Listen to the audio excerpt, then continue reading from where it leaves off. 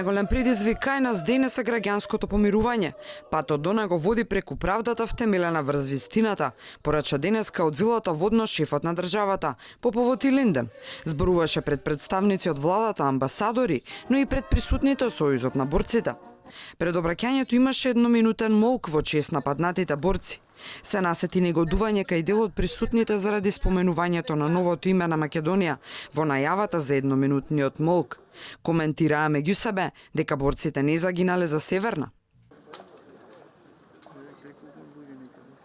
Да ги надминеме историските поделби и политички конфронтации, рече председателот.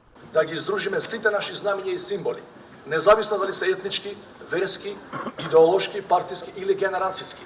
Ако се помириме и заеднички вложиме во нашата европска иднина, тогаш ќе имаме образ да излеземе пред нашите деца и внуци и да кажеме: ние го продолживме делото на вас, на нашите предци, и го изодевме нашиот дел од патот. Сега е редот на вас. Пеколното време не ги спречи некогашните борци во нов да присуствуваат, се снајдоа својрачно да се скријат од сонцето. Но по преживеаната војна, за нив е неважно времето. За нив стои амането да ги издржат премрежјата, споменуваат и посетуваат вечните домови на соборците, без разлика на временските неприлики.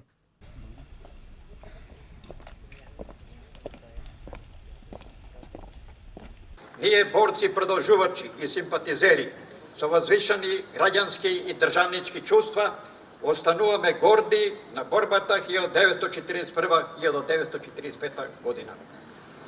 На заседанието и одлуките на АСНОМ, како и на изградбата на современата, модерна, демократска, просперитетна и едуцирана држава, Сите сме деца на Илинден е слоганот на годинешната манифестација. Сепак никој од присутните, дури ни представникот на борците, не го спомена бришењето на одлуките од АСНОМ од преамбулата на Уставот, иако својот говор го заврши возвишено споменувајќи го. Слава на сите, возвишен е за секогаш темелот на АСНОМ.